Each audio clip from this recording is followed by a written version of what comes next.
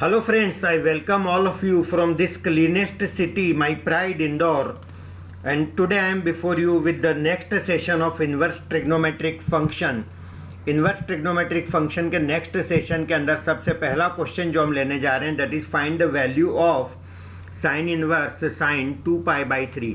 यहाँ पर मैं फिर से एक चीज़ आपको क्लियर कर देना चाहूँगा कि ये जो साइन इनवर्स एक्स होता है, ये साइन इनवर्स एक्स का जो वैल्यू है वो किस किस के बीच में होना चाहिए, -π/2 और +π/2 के बीच में हम एक्सेप्ट करेंगे। This is our principal value branch. Is that clear? ये सारी चीज़ें डिटेल में मैं आपको पिछले सेशंस में बता चुका हूँ। तो सबसे पहले हम इसको सॉल्व करेंगे। तो साइन इनवर्स साइन 2π/3, जैसा कि मैंने आपको बताया था कि हम एक फार्मूला जानते हैं कि साइन इनवर्स साइन थीटा, इसको हम थीटा लिख सकते हैं। तो वही फार्मूला मैं यहाँ लगाऊँ, साइन इनवर्स साइन 2π/3, तो मेरा आंसर आ जाएगा 2π/3। Is that clear? अब 2π/3 कितना, ये -π/2 से +π/2 के बीच में होना चाहिए साइन इनवर्स का आंसर, यानी कि -90 डिग्री और +90 डिग्री के बीच में होना चाहिए। π/3 कितना होता है, 60 डिग्री, 62 = 120 डिग्री, ये तो बाहर निकल गया, which does not belong to -π/2 से +π/2। इसका मतलब ये मेरा एक्सेप्टेबल आंसर नहीं है। Is that clear? तो फिर क्या करें, इसको किसी और तरह से हमको सॉल्व करना पड़ेगा। साइन इनवर्स, फिर से लेते हैं इसी फंक्शन को, साइन 2π/3। Is that clear? अब अपन एक चीज़ जानते हैं कि ये जो साइन का वैल्यू होता है वो पॉजिटिव कहाँ कहाँ होता है, फर्स्ट क्वाड्रेंट में, सेकंड क्वाड्रेंट में, बस इसमें नहीं होता है, इसमें नहीं होता है। तो सेकंड क्वाड्रेंट का कोई वैल्यू लाना हो तो π-θ में लाना चाहिए, है ना। यहाँ पर लाना हो तो π+θ टाइप से लाना चाहिएगा। तो यहाँ पर मैं इसको लिख रहा हूँ साइन π-π/3 लिख सकते हैं ऐसा, क्योंकि साइन π-π/3 क्या होता है, साइन 2π/3 ही होता है, एक ही बात है, इसको हमने ऐसा लिख दिया। अब हम एक चीज़ जानते हैं कि साइन 180 - θ क्या होता है, साइन थीटा ही होता है, सेकंड क्वाड्रेंट है तो ऑल मतलब साइन कोसेक पॉजिटिव होते हैं, तो इसको मैं लिख सकता हूँ साइन π/3। अब फिर से अपन साइन इनवर्स साइन थीटा, तो आंसर क्या आया मेरा π/3। क्या अब आंसर आ रहा है क्या इस रेंज में? डेफिनेटली आ रहा है, विच बिलोंग्स टू -π/2 टू +π/2। तो therefore my acceptable answer is π/3। तो इस क्वेश्चन का आंसर हो गया π/3।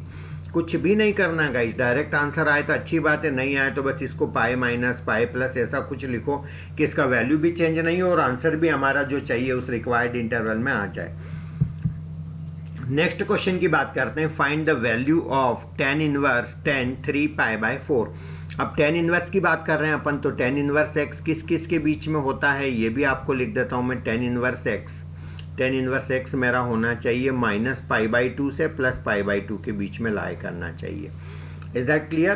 तो फिर मैं क्वेश्चन लेके चल रहा हूँ, tan इनवर्स tan 3π/4, ये मेरा क्वेश्चन है। अब यदि tan इनवर्स से tan खत्म कर दूं मैं तो मेरा आंसर आ गया 3π/4। 3π/4, π/4 कितना डिग्री होता है, 45 डिग्री, 45 3 जा कितना हो जाएगा, 135 डिग्री।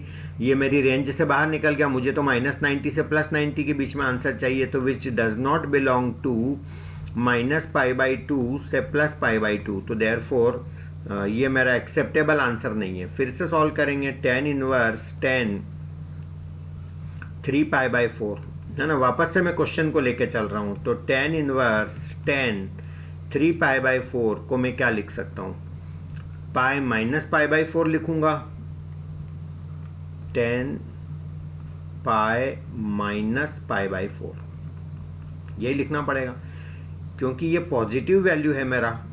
यदि मैंने π+π/4 हो तो वैसे भी नहीं लिख सकता मैं, 3π/4 को ही लिखना है तो π-π/4 ऐसे ही लिखना पड़ेगा।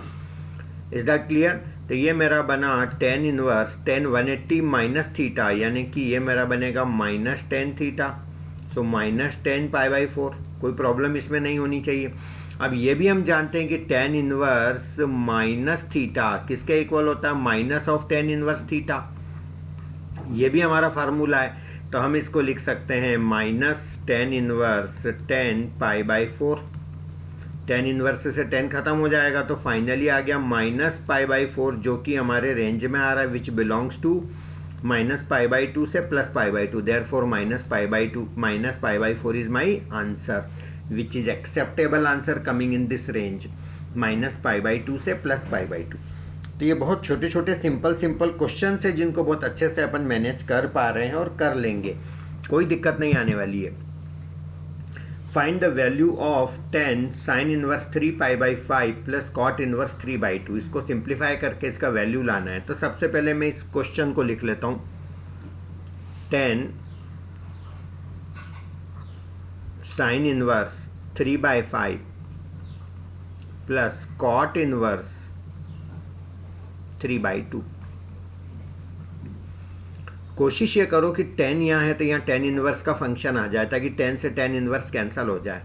ठीक है, ट्राई करने में क्या जाता है ना, कोशिश करना चाहिए, कोशिश करने वालों की हार नहीं होती है ना, ऐसा बोलते हैं, तो ट्राई करने में क्या जाता है। मैं एक काम करता हूँ, मैं इसको y एज्यूम कर रहा हूँ थोड़ी देर के लिए। किसको? sin इनवर्स 3/5 को। लेट sin इनवर्स 3/5 ये मेरा y मैं एज्यूम कर रहा हूँ। तो साइन इनवर्स को इधर ले लूंगा तो मेरा साइन y कितना बनेगा? 3/5। इसमें कोई प्रॉब्लम नहीं होनी चाहिए। और साइन थीटा क्या होता है स्टूडेंट्स? परपेंडिकुलर अपॉन हाइपोटेन्यूज होता है, यानी परपेंडिकुलर मेरा 3 है और हाइपोटेन्यूज मेरा 5 है। तो परपेंडिकुलर मेरा 3 है और हाइपोटेन्यूज मेरा 5 है, तो पाइथागोरस थ्योरम लगा लूँ तो ये मेरा 4 बनेगा। इसमें कोई प्रॉब्लम नहीं होना चाहिए। Is that clear? तो साइन y यदि मेरा 3/5 है तो मेरा tan y क्या बनेगा?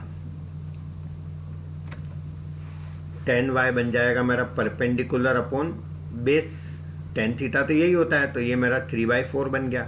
इसका मतलब ये हो गया कि मेरा y इक्वल टू हो गया tan इनवर्स 3/4। इसका मतलब ये हुआ कि y कौन था? मेरा यही था ना जिसको मैंने इसको अज्यूम करा था, ये वाला फंक्शन। तो मैं इसको वापस से ऐसे लिख सकता हूँ, देयरफॉर 10 साइन इनवर्स 3/5 के बदले में लिख सकता हूं मैं, इसी का वैल्यू आया ये tan inverse 3/4 plus cot inverse 3/2। अब cot इनवर्स 3/2 को ऐसे ही रहने देते हैं। Therefore tan inverse 3/4 plus cot और tan एक दूसरे के रेसिप्रोकल होते भी हैं और यहाँ पर ये फार्मूला भी होता है। cot इनवर्स x को लिख सकते हैं tan इनवर्स 1/x, यानी इसका उल्टा करना पड़ेगा, तो 1/3/2, यानी ये मेरा क्या बना? 2/3 बना। तो ये मेरा बन गया tan inverse x plus tan inverse y जैसा बन गया। तो इसका भी एक फार्मूला मैंने लिखवाया था। Is that clear? तो tan inverse x plus tan inverse y, तो ये तो मेरा हो गया 10 और ये मेरा बनेगा tan इनवर्स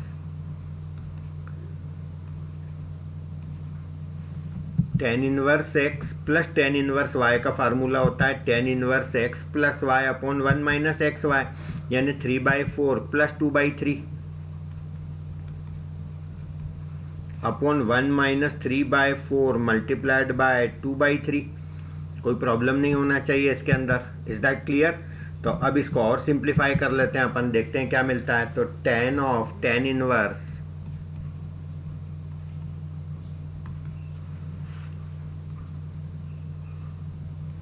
LCM ऊपर मेरा 3 4 = 12 है ना, तो ये 4 3 = 3 3 = 9 प्लस 3 4 = 4 2 = 8। कोई प्रॉब्लम तो नहीं इसके अंदर। और डिवाइड बाय फिर से ये 3 4 = 12, कुछ भी काटना पीटना नहीं है ना, ये ऐसा मत सोचना 3 से 3 कैंसिल कर लें, तो रहने दो ना, वैसे भी LCM कैंसिल होना ही है। तो 4 3 = 12 माइनस 3 2 = 6, तो 12 से 12 मेरा कैंसिल हो गया। तो ये मेरा बना tan इनवर्स और ये मेरा हो जाएगा 17/12 - 6 10 से tan इनवर्स खत्म हो जाता है। तो ये फाइनली कितना आ गया आंसर मेरा? 17/6। This is my answer. So this is very important and easy question. Next question की अपन बात करते हैं। Find the value of cos inverse cos 7π/6। Students, अपन एक चीज जानते हैं अच्छी तरह से कि जो cos इनवर्स होता है उस cos इनवर्स का वैल्यू किस किस के बीच में लाई करना चाहिए? 0 से पाई के बीच में लाई करना चाहिए। ये cos इनवर्स का हमारा रेंज होता है, मालूम है ना आपको। cos इनवर्स x का आंसर 0 से पाई के बीच में ही एक्सेप्ट करेंगे। तो अब मैं इस क्वेश्चन को लिख लेता हूँ, कॉस इनवर्स कॉस 7π/6। यदि मैं कॉस इनवर्स से कॉस खत्म कर दूं तो मेरा आंसर आ जाएगा 7π/6। π/6 मेरा होता है 30 डिग्री, तो 30 इंटू 7 हो जाएगा मेरा 210 डिग्री, 210 डिग्री, जो कि हमारी इस रेंज में ही नहीं आ रहा। हमारा आंसर तो 0 से 180 के बीच में आना चाहिए। So which does not belong to 0 to π। This is not acceptable answer. और इतना आसानी से आंसर आ जाता और एक्सेप्टेबल होता तो क्वेश्चन देने वाला भी शायद नहीं देता अपने को, है ना।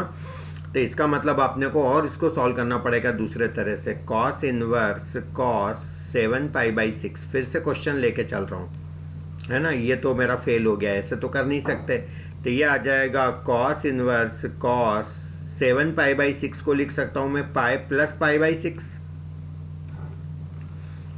इसमें कोई प्रॉब्लम नहीं होना चाहिए आपको, क्योंकि पाई प्लस π/6 इतना ही तो होता है 7π/6।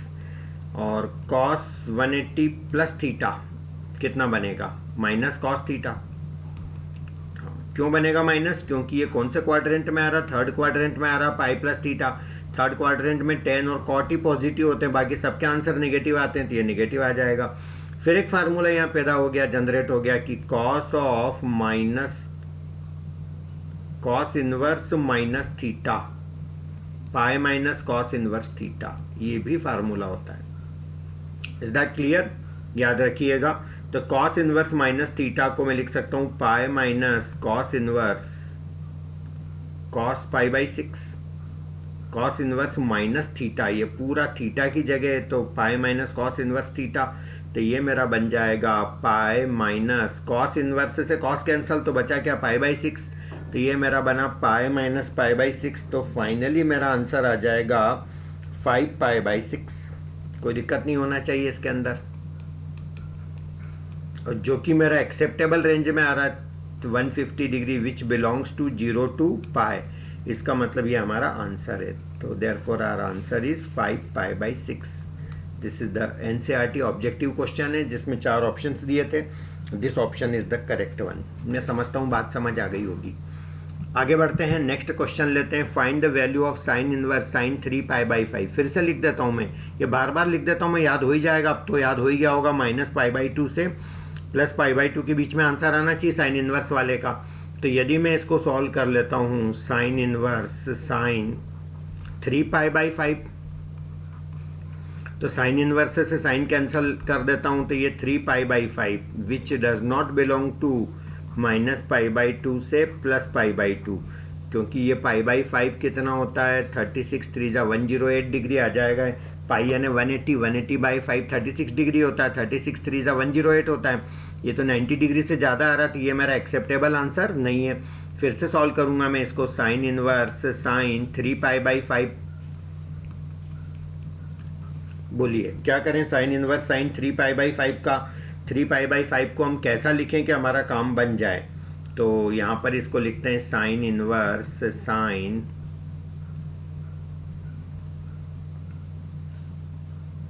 पाई माइनस 3π/5।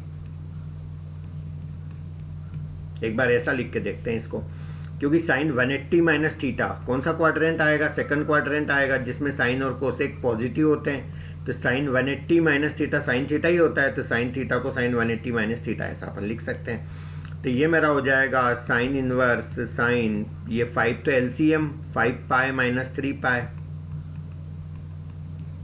तो ये हो जाएगा साइन इनवर्स साइन 2π/5। तो साइन इनवर्स से साइन कैंसल, तो मेरा आंसर क्या आया 2π/5। अब देखो जरा, अब रेंज में आ रहा है क्या, हाँ अब आ रहा है। 2π/5 कितना होता है 36 degree, 36 2 72 degree, which belongs to -π/2 to +π/2।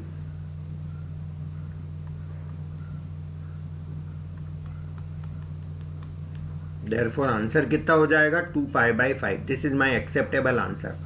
अरे वाह, कितने इजी क्वेश्चन है ना। केवल एक ही ध्यान रखना है कि आंसर किस रेंज में आना चाहिए, बस सिंप्लीफाई कर लो, we will get the answer. चलिए नेक्स्ट क्वेश्चन लेते हैं अपन।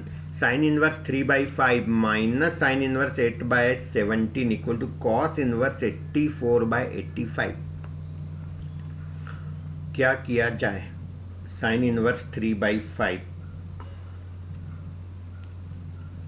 इसको कुछ अज्यूम करने का ट्राई करते हैं। साइन इनवर्स 3/5, सपोज करो ये x है, तो 3/5 इक्वल टू क्या हो गया, साइन x, क्योंकि इनवर्स जब इधर जाएगा तो उसका इनवर्स हट जाएगा। आई डोंट हैव, मतलब मुझे नहीं लगता है कोई प्रॉब्लम होनी चाहिए आपको इसमें। चलिए, तो इससे मुझे साइन x मिल गया। अब जब साइन इनवर्स 3/5 को कुछ अज्यूम करा तो इसको भी कुछ अज्यूम करके देख लेते हैं। साइन इनवर्स 8/17, इसको y अज्यूम करके देख लेते हैं। तो 8/17 कितना हो गया मेरा, साइन y हो गया। और आंसर मेरे को कॉस के अंदर लाना है, कॉस इनवर्स, यानी इसको सॉल्व करें और कुछ आंसर कॉस इनवर्स में आ जाए। ओके, मुझे एक तरकीब इसकी सूझ रही है कि मैं क्या करता हूँ कि साइन x 3/5 यानी कि परपेंडिकुलर अपॉन हाइपोटनीज हो गया ये, तो एक छोटा सा ट्रेंगल बना लूँ, तो परपेंडिकुलर मेरा 3 हो गया, हाइपोटनीज मेरा 5 हो गया, तो बेस मेरा 4 हो जाएगा। तो इससे मुझे इतना समझ आ जाएगा कि जो कॉस x है मेरा वो हो जाएगा 4/5 बेस अपॉन हाइपोटनीज। ठीक इसी तरह से मैं इसको ले लेता हूं, तो ये फिर से मेरा छोटा सा ट्रेंगल बना लूं, तो ये साइन होता मेरा परपेंडिकुलर अपॉन हाइपोटनीज, तो परपेंडिकुलर मेरा 8 हो गया, हाइपोटनीज 17 हो गया। तो पाइथागोरस से मैं ये निकाल सकता हूं 17 और 8, यहाँ करके देखें क्या, 17 square equal to 8 square plus base square, Pythagoras लगा दिया। So 289 equal to 64 plus base square, 64 इधर आएगा, 289 minus 64 equal to base square, तो बेस स्क्वायर इक्वल टू 225 आ गया, तो बेस मेरा 15 आ गया। Is that clear? तो बेस आ गया मेरा 15, तो इससे मुझे कॉस वाई पता चल जाएगा कि बेस अपॉन हाइपोटनीज यानी 15/17। ऐसे क्वेश्चन के साथ स्टार लगा दिया करो, आप को याद रखना है कि ये क्वेश्चन इस तरह से होता है, डबल स्टार लगा देता हूँ, वेरी इंपॉर्टेंट क्वेश्चन है ना, जिनके अप्रोच थोड़े से ध्यान रखने पड़ेंगे। कईयों को तो ये लग रहा होगा निकाल ही क्यों रहे हैं कॉस एक्स कॉस वाई, जरूरत क्या है, अभी अभी समझ आ जाएगा आपको इनकी जरूरत क्या थी। Students, cos x minus y का फार्मूला क्या होता है, cos x cos y plus sine x sine y, यही होता है।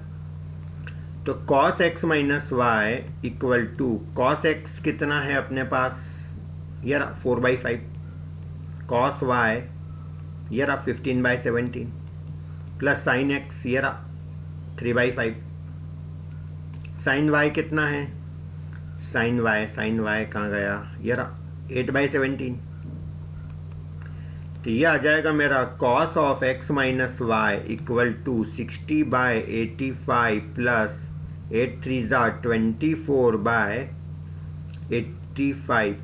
तो यानी कि 60 प्लस 24, 85 तो एलसीएम आ गया और ऊपर आएगा 60 प्लस 24, क्या नहीं से 84/85। कोई प्रॉब्लम नहीं होना चाहिए। Cos x minus y equal to मेरा बना 84/85, तो x माइनस वाई हो जाएगा मेरा कॉस इनवर्स, कॉस इधर ले लो, तो 84/85 और x कौन था, x ये था साइन इनवर्स 3/5, y कौन था साइन इनवर्स 8/7, तो sine inverse 3/5 minus sine inverse 8/7, 8/7 ही है ना कि 17 है, 17 है sorry, equal to cos inverse 84/85 हो गया ना प्रूव ये पूरा। तो कई क्वेश्चंस इस तरह के अप्रोचेस से हो जाते हैं, और भी अप्रोचेस हो सकते हैं, this is the best approach जो हम लोग यूज करते आ रहे हैं। Is that clear? चलिए अगला क्वेश्चन, एक और क्वेश्चन लेते हैं अपन। Sine inverse 12/13 plus cos inverse 4/5 plus tan inverse 63/16, इन तीनों का सम मेरे को प्रूव करना है पाई। Is that clear? चलिए अपन ट्राई करते हैं, ट्राई करने में क्या जाता है। अब साइन इनवर्स अपने को दिया है 12/13, तो साइन इनवर्स 12/13 को अपन कुछ अज्यूम कर लेते हैं। साइन इनवर्स 12/13 को मैं अज्यूम कर रहा हूँ x, और कॉस इनवर्स 4/5 को भी अज्यूम कर रहा हूँ मैं y, और ये टेन इनवर्स 63/16 को अज्यूम कर रहा हूँ मैं z। तो अल्टीमेटली मेरे को प्रूव क्या करना है, अब x plus y plus z मेरा पाई आना चाहिए, यही लाना एक तरह से। ये मैंने x y z इनको अज्यूम कर लिया, कोई दिक्कत नहीं होना चाहिए इसके अंदर। तो अब मेरा साइन इनवर्स ये हो गया, तो मेरा 12/13 इक्वल टू मेरा हो गया साइन x, इसमें कोई प्रॉब्लम नहीं होना चाहिए किसी को। इसी तरह से मेरा जो 4/5 है ये मेरा हो गया कॉस y और इसी तरह से 63/16 ये मेरा हो गया tan z। तो sin x cos y tan z ये सब मैंने निकाल लिए, इसमें कोई प्रॉब्लम आपको नहीं होना चाहिए। Is that clear? चलिए अब मैं एक फार्मूला यहाँ पर लगाने का ट्राई कर रहा हूँ कि tan x प्लस वाई क्या होता है। पहले तो ये बताओ, tan x प्लस वाई होता है tan x plus tan y divided by 1 minus tan x tan y। Is that clear? Now tan x plus y equal to, क्या मेरे पास tan x है क्या, और नहीं है तो क्या मैं निकाल सकता हूं क्या? sin x तो है ना मेरे पास, कोई दिक्कत नहीं, फिर तो काम हो जाएगा। परपेंडिकुलर ये हो गया, हाइपोटनिस ये हो गया, तो ये 12 हो गया, ये मेरा हाइपोटनिस 13 हो गया, तो ये आ जाएगा मेरा 5। पाइथागोरस लगा के देख लेना। तो मेरे को tan x मिल जाएगा इससे 12/5 परपेंडिकुलर अपॉन बेस। कोई प्रॉब्लम नहीं होना चाहिए इसके अंदर। इसी तरह से cos y आपका 4/5 है, तो फिर से मैं ट्रायंगल बना लूँ, तो बेस 4 है और ये 5 है, तो ये परपेंडिकुलर 3 हो गया, तो ये मेरा tan y हो जाएगा 3/4। कोई प्रॉब्लम नहीं होना चाहिए इसके अंदर। चलो तो tan x मेरा मिल गया 12/5, tan y मेरा हो गया 3/4, 1 माइनस tan x यानी अगेन 12/5 देन 3/4।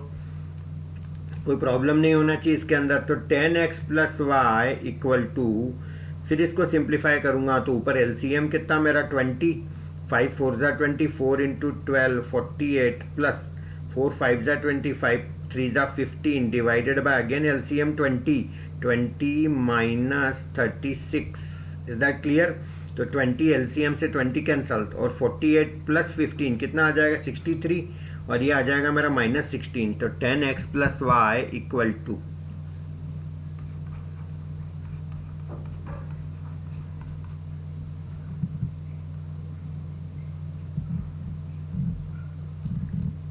-16 ऐसा आ रहा है, तो -63/16 ऐसा बोल सकता हूँ। कोई प्रॉब्लम नहीं होनी चाहिए इसके अंदर। कैन आई से tan x plus y equal to -63/16 किसका वैल्यू था? ये रहा, tan z का वैल्यू था, ये है ना 63/16। तो इसकी जगह मैं tan z लिख सकता हूँ, तो ये -tan z। कोई प्रॉब्लम इसमें नहीं होना चाहिए आपको। अब ये tan x plus y equal to, दोनों तरफ के tan हटाने के लिए माइनस प्रॉब्लम दे रहा है, तो इस माइनस को क्यों ना अंदर ले लो, चलेगा। tan से tan कैंसल, तो x plus y equal to कितना आ गया -z। Is that clear? कोई प्रॉब्लम तो नहीं। और x plus y plus z, x plus y minus z तो वैसे ही एक्सेप्टेबल नहीं है। x पॉजिटिव है, y पॉजिटिव है, तो इन दोनों का टोटल निगेटिव कैसे आ सकता है? Is that clear? तो यहाँ पर देखो आपका x ये पॉजिटिव रिजल्ट देगा, ये y पॉजिटिव है, तो ये तो हो नहीं सकता, तो विच इज नॉट पॉसिबल। तो फिर क्या करें, आंसर कैसे लाएं? फिर से लेके चलते हैं इसको, यानी कहीं कुछ मिस्टेक कर रहे हैं अपन। tan x plus y equal to -tan z, मतलब ये माइनस को तो मैं अंदर ले नहीं सकता, ये तो पॉसिबल नहीं है। इसका मतलब ये हुआ कि tan x plus y equal to, मैं इसको ऐसा भी तो लिख सकता हूँ tan pi minus z, tan 180 minus theta भी तो -tan थीटा होता है, दिस इज आल्सो एक्सेप्टेबल। तो यहाँ पर tan से tan कैंसिल हो गया, तो x plus y equal to pi minus z, तो इस z को इधर ले लो, तो क्या बना x plus y plus z equal to pi. यही तो प्रूव करना था, x plus y plus z equal to pi. x कौन था? Sine inverse 12/13 plus cos inverse 4/5 plus tan inverse 63/16 equal to pi. This is my acceptable answer. Is that clear? कोई problem तो नहीं। तो ये मेरा आंसर आ गया, यही प्रूव करना था। आप चाहो तो इसकी जगह इनके वैल्यू वापस से लिख लो जो आपने अज्यूम करे थे। साइन इनवर्स 12/13, ये मेरा x का वैल्यू था, प्लस कॉस इनवर्स 4/5, ये मेरा y का वैल्यू था, प्लस z का वैल्यू था tan inverse 63/16 which is equal to pi. ये मेरा प्रूव हो गया। तो बहुत इजी और बहुत अच्छा क्वेश्चन था, मैनेज हो सकता है, ऐसे क्वेश्चन कर सकते हो आप। चलिए नेक्स्ट क्वेश्चन देखिएगा। सिंप्लीफाई करना है, बहुत छोटा सा सिंपल सा क्वेश्चन लग रहा है मेरे को, और इसमें कंडीशन दी कि a/b tan x -1 से तो बड़ा ही होगा। ठीक है, क्वेश्चन यहाँ पर नोट कर लेते हैं। Tan inverse a cos x minus b sine x divided by b cos x plus a sine x, ये मेरा क्वेश्चन है जिसको सिंप्लीफाई करना है। तो मैं एक काम करता हूँ कि इसके अंदर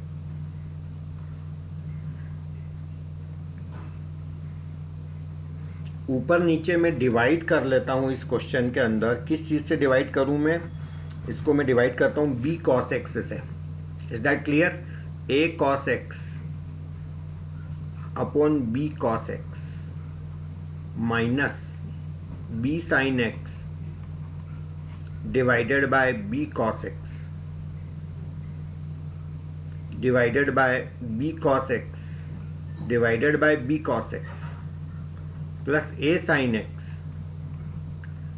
divided by b cos x. Students आप ये चीज़ याद रखना कि यहाँ पर हमेशा वन लाना रहता है जब फार्मूला बनाते हैं। Tan a minus tan b upon one plus tan a tan b, इस तरह का कुछ बनाओगे तो यहाँ वन लाना है। यहाँ वन कब आएगा? जब इस खुद से डिवाइड करोगे। और एक जगह तो कर नहीं सकते डिवाइड, ऊपर नीचे करना पड़ेगा। तो इसको देख के समझ जाना चाहिए कि डिवाइड किससे करना अपने को? बी कॉस एक्स से है।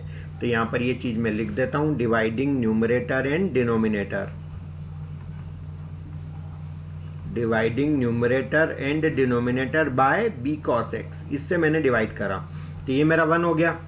यहाँ पे कॉस कैंसिल हो गया, हर जगह कुछ तो कैंसिल हो ही रहा है, यहाँ पे ये कैंसिल हो गया।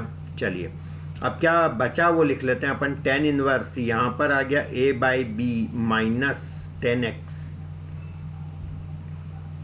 Divided by one plus a by b into tan x.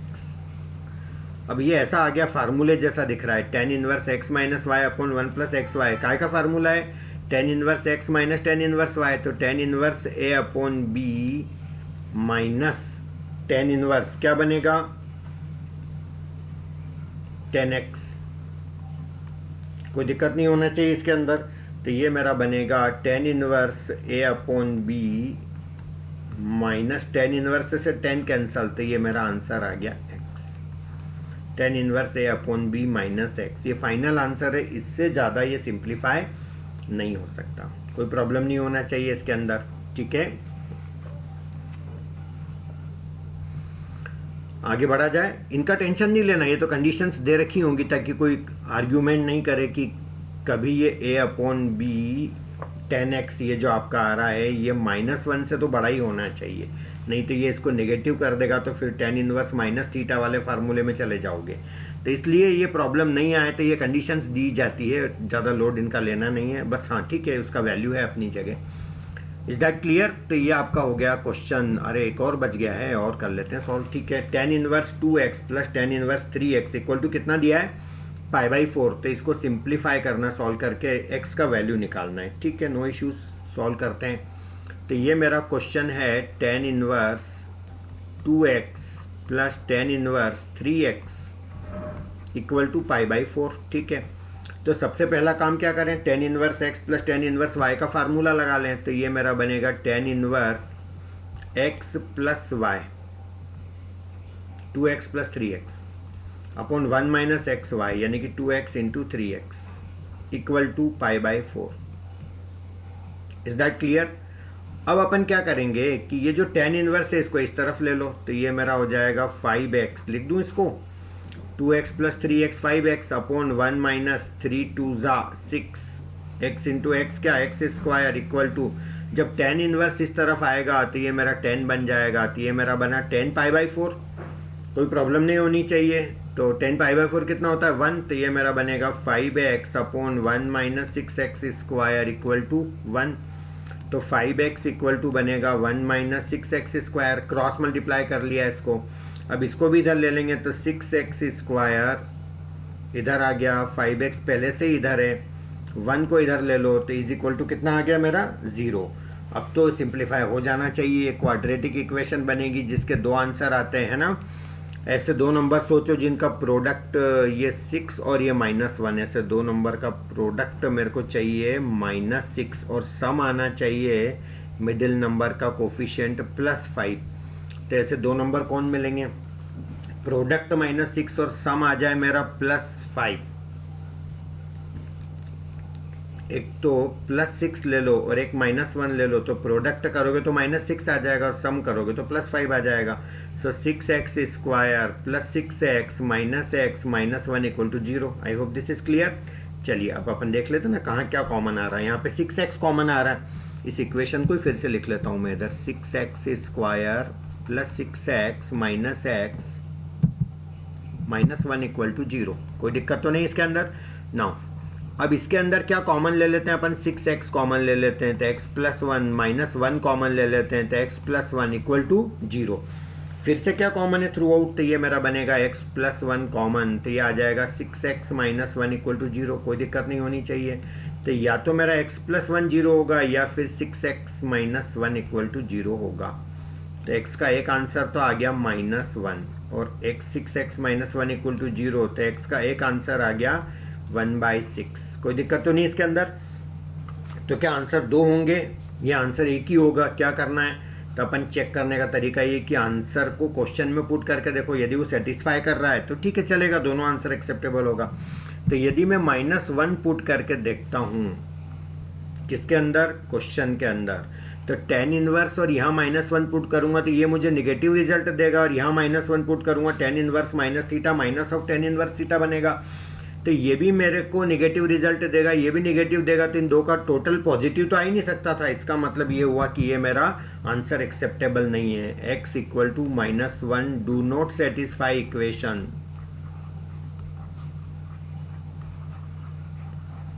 Is that clear. तो ये मेरा एक्सेप्टेबल आंसर नहीं, तो बचा ही ये 1/6 is my answer. That is my solution. Is that clear. So this was all about this session. Next session में फिर अपन अच्छे अच्छे क्वेश्चन से मुलाकात करते हैं. Thank you so much. Have a nice day guys.